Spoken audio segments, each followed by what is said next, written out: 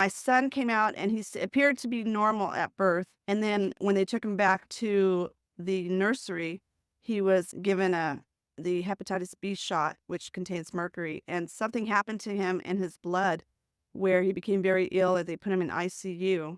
My son could yell or scream for 45 minutes straight and not stop.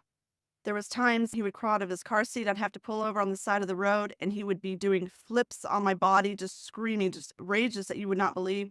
I would have people stopping and writing my license number down. This is part two of studying the adverse events of vaccination. So, of course, at first, start by the reaction, the undeniable reaction that many parents see.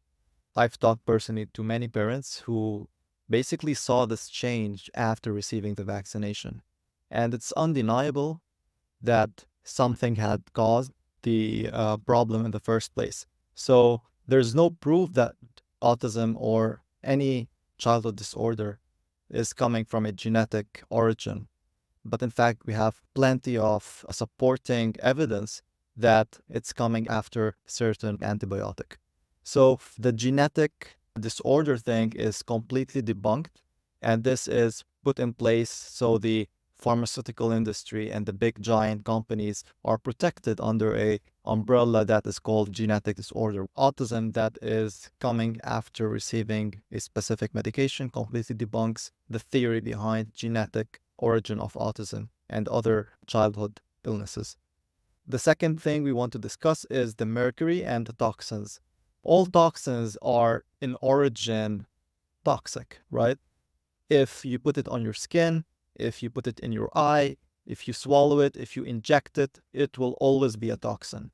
And if you take it in a tablespoon dose, if you take it in a microdose, it's always a toxin. There's no safe level of taking toxins in a safe manner. Whatever the product is, if it has toxin in it, it will give you that toxic accumulation. The main difference, though, is that there's different means of taking a toxin. So if we swallow aluminum, it's different than injecting aluminum. The reason why this happens is because if we're ingesting, we're going to eliminate most of it by the gut, right? Because it's a natural process of elimination. But vaccines bypass this. So the body has to go through taking it through the lymphatic system, passing it through the body without even causing like damage to the organs, and then dumping it into the gut, or reactions will eliminate it from the skin or the kidneys as well.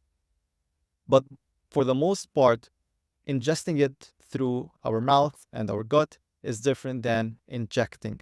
So when we inject it, there's tons of problems that might come and it will store for a longer period. But this is not to say that if it's ingested, it will not be toxic. A toxin will always be a toxin. So the Food and Drug Administration is saying that there's safe levels of ingesting a toxin or injecting a toxin, but that is totally fraudulent and doesn't have any basis in truth. A toxin will always be a toxin. So we covered how vaccines is different than ingestion and also inhalation. It's totally different way of ingesting a toxin. Then the mother talks about screaming. This is due to the mercury and other toxins in the body. We have to understand that these toxins have huge capabilities in degenerating nerves. And I'll show you a clip on how that is done. It is important to note that growth cones in all animal species, ranging from snails to humans, have identical structural and behavioral characteristics. In this experiment, neurons also isolated from snail brain tissue were grown in culture for several days, after which very low concentrations of mercury were added to the culture medium for 20 minutes. Over the next 30 minutes, the neurite membrane underwent rapid degeneration, leaving behind the denuded neurofibrils seen here. So you have seen a clip on how mercury degenerates the nerves.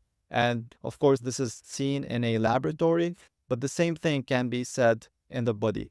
The body will be able to fight the mercury more because it's alive.